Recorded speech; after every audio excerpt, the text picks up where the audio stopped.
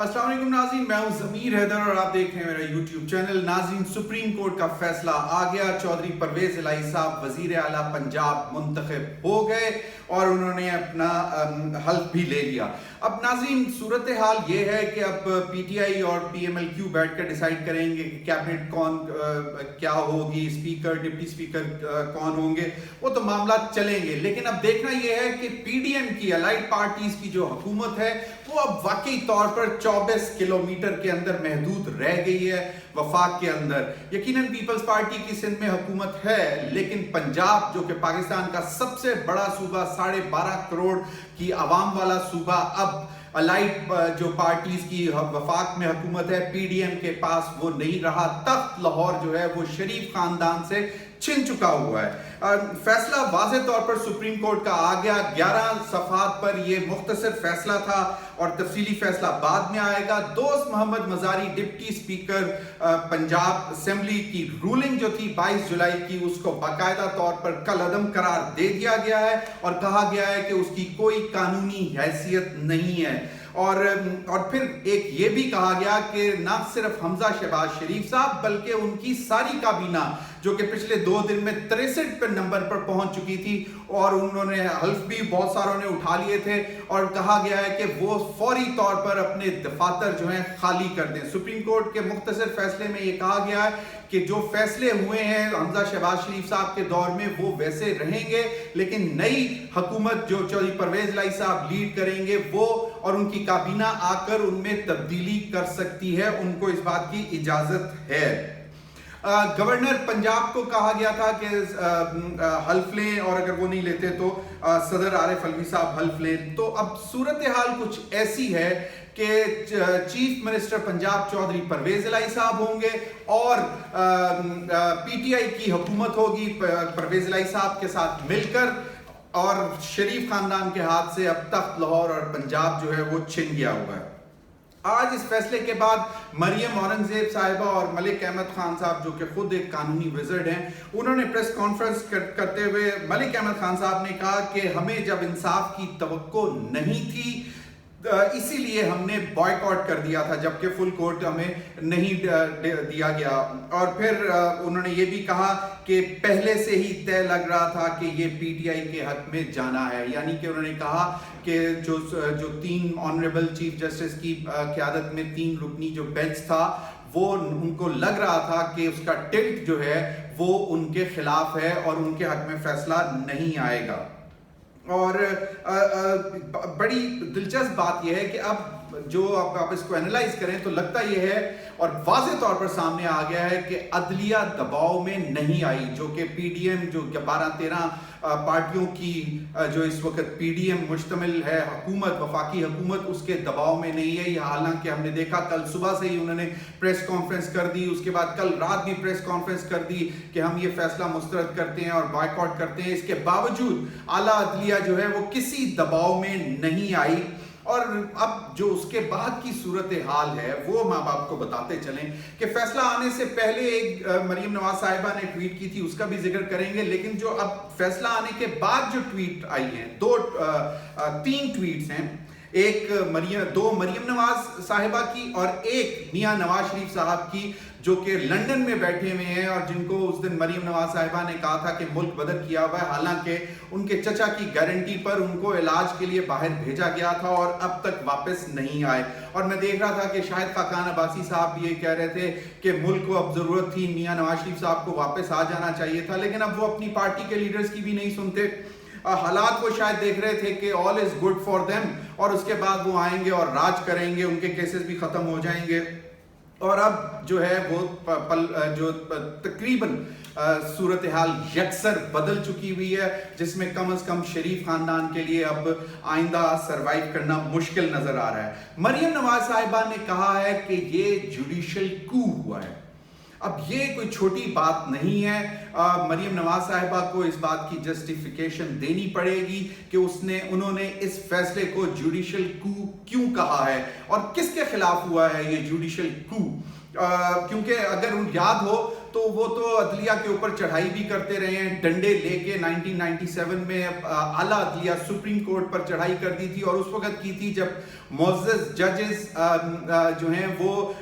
Court کے اندر بیٹھے ہوئے تھے، کورٹ رومز میں کیسز سن رہے تھے، اور اس وقت ان کو اپنی جان بچا کر وہاں سے بھاگنا پڑا تھا۔ تو آج محترمہ مریم نواز صاحبہ کہہ رہی ہیں کہ یہ فیصلہ جو ہے یہ جوڈیشل کو ہے، کس کے خلاف ہے یہ ان کو بتانا پڑے گا۔ اور پھر اس کے بعد وہ کہتی ہیں کہ انصاف کا قتل نامنظور، یعنی کہ ان کے نزدیک اس فیصلے سے آج انصاف کا قتل ہو گیا ہے۔ اور اب یہ بھی ایک بہت بڑی بات ہے کہ دیکھنا یہ ہے کہ آئندہ آنے والے دنوں میں جو ہے وہ اعلیٰ عدلیہ ان سٹیٹمنٹس، ان ٹویٹس کو، ان میسیجز کو کیسے دیکھتی ہے، اور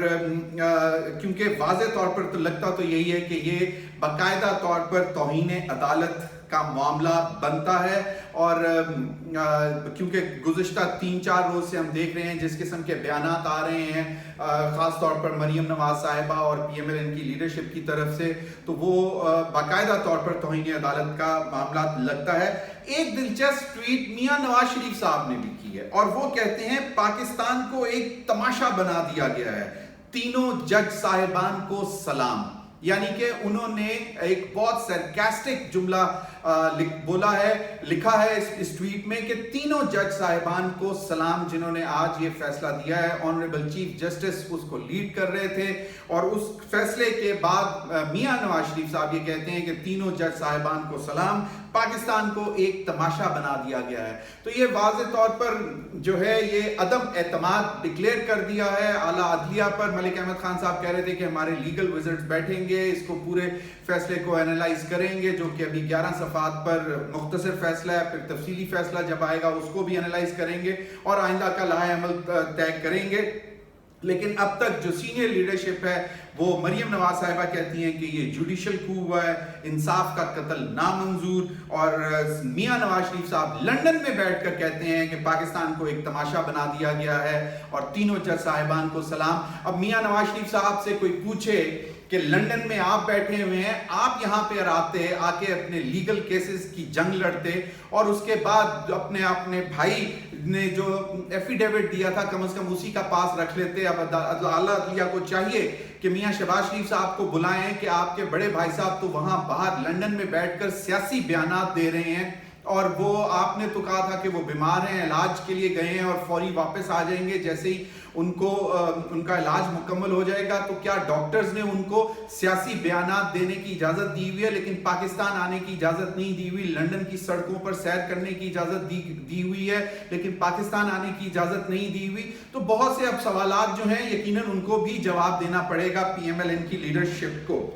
اب دیکھنا یہ ہے کہ آئندہ کا لائحہ عمل کیا ہوگا۔ جیسے میں نے پہلے کہا کہ اب 24-25 کلومیٹر کی تو حکومت رہ گئی ہے پی ڈی ایم کے پاس وفاق میں، اور اس کے باہر پنجاب ان کے ہاتھ سے نکل چکا ہوا ہے، اور کہا یہ جاتا ہے، محترمہ بے نظیر بھٹو صاحبہ بھی ایک دفعہ کہہ چکی ہوئی ہیں کہ مجھے پنجاب کے بغیر وفاق کی حکومت نہیں لینی چاہیے تھی، کیونکہ زیادہ تر سٹرینتھ جو وفاق لیتا ہے وہ پنجاب کی حکومت سے لیتا ہے، اور ہم نے یہ پہلے بھی دیکھا ہے کہ کافی کمزور رہی ہیں حکومتیں جن کے پاس پنجاب نہیں تھا۔ تو یہ تو معاملہ سامنے ہے۔ دوسرا یہ کہ اب دیکھنا ہے کہ اب جو بیانیہ ہے عمران خان صاحب کا، پاکستان تحریک انصاف کا، اور اب ان کے ساتھ جو پی ایم ایل کیو کا جو ایک دھڑا ہے جس کو چودھری پرویز الہی صاحب لیڈ کر رہے ہیں، ان کا بھی بیانیہ وہی ہے کہ جی پاکستان کے تمام مسائل کا حل جو ہے وہ فوری طور پر صاف اور شفاف الیکشنز ہیں۔ تو اب کیا وہ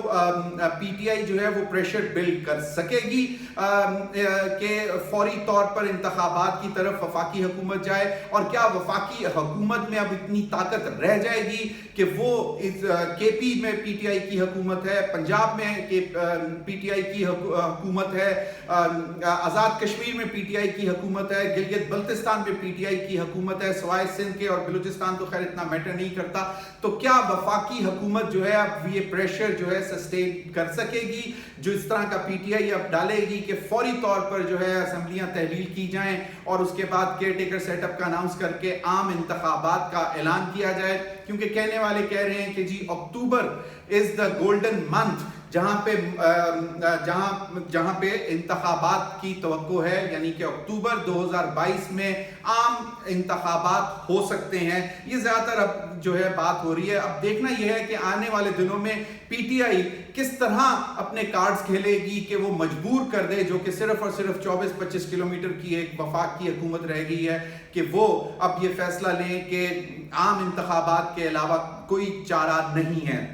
تو یہ ایک چیز آنے والے دنوں میں دیکھنے کو ملے گی. اب زرداری صاحب تو دبئی میں بیٹھ گئے ہیں، وہ اپنا کام کر گئے تھے جتنا انہوں نے کرنا تھا. چوہے شجاعت صاحب کو جس طرح انہوں نے کنونس کرنا تھا کر لیا، ان کا ایک لیٹر بھی آ گیا، اور اس کے بعد آپ نے دیکھا کہ یہ معاملہ آئینی اور قانونی معاملہ جو ہے اعلیٰ عدلیہ کے پاس گیا، اور پھر وہ آج بڑا فیصلہ آ گیا، جس کے بعد چودھری پرویز الہی صاحب کو فاتح قرار دیا گیا، اور وہ اس وقت چیف منسٹر پنجاب ہیں. تو مشکلات تو یقیناً پیدا ہو گئی ہیں پی ڈی ایم کے لیے. اب دیکھتے ہی ہیں کہ وہ جو ایک عام طور پر اب ایک زیادہ تر پی ڈی ایم کی جماعتوں کی طرف سے بھی آواز آ رہی ہے کہ